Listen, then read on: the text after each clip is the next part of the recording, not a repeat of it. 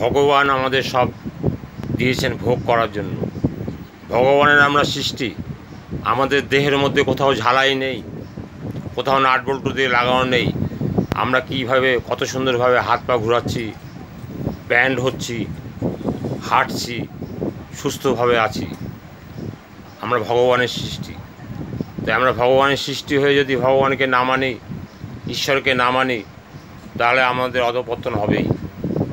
দেখেন না দেশটার কী অবস্থা, সমাজের কী অবস্থা। জিএসটি কমার পরেও জিএসটির সুবিধা সবাই পাচ্ছে কি? পাচ্ছেন না।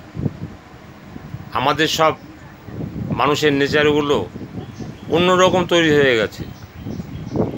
হামসে বড়া কোন হ্যায়, আমি সর্বে সর্বা, আমি সব নেব, আমি সব খাবো, আমি আবার চুলোর দৌড়ে গিয়ে শ্মশানে লাইন দেব, আমি আবার জেলখানায় থাকবো। এইরকম একটা ভাব দেশের মধ্যে, অনাচার অনাসৃষ্টি ভাব এসে গেছে। এগুলো ভালো নয়, এগুলো খুব খারাপ। এতে নিজেও মরছেন, অন্য লোককেও মারছেন।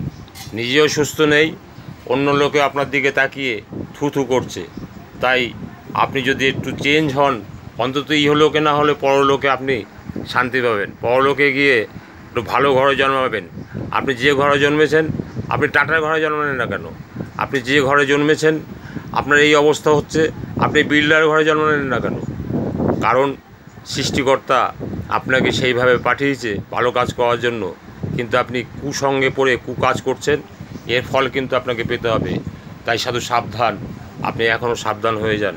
তাহলে দেখবেন এ জন্মে না হলে পরের জন্মে আপনার ভালো হবে, হবেই হবে, এটা গ্যারান্টি। কেননা সবাই সব কিছু বুঝতে পারে না, ফলো করতে পারে না, জানতে পারে না, তাই কষ্ট পায়। আপনি অন্তত জেনে বুঝে চলুন, আপনি কষ্ট থেকে রেহাই পাবেন।